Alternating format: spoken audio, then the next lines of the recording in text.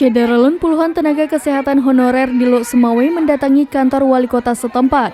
Kedatangan mereka itu lantaran menuntut perpanjangan surat keterangan kerja dan menolak dirumahkan.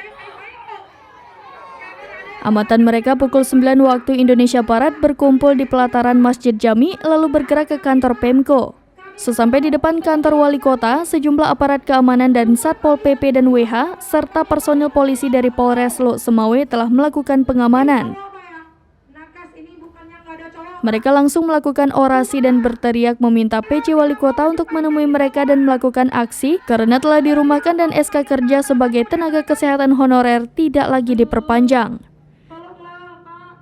Salah seorang perwakilan nakes menyebutkan tujuan melakukan unjuk rasa tersebut adalah untuk perpanjangan SK kerja dan menolak dirumahkan.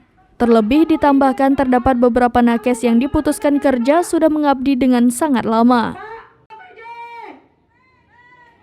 Sementara itu, Asisten 3 Said Alam Zulfikar mengatakan aksi tersebut juga sudah terjadi beberapa kali sebelumnya, di mana sudah dipertemukan pihak nakes dengan PJ Wali Kota, DPRK, dan lintas organisasi profesi. Pihaknya mengaku apa yang disampaikan oleh pihak peserta aksi akan disampaikan kepada pimpinan.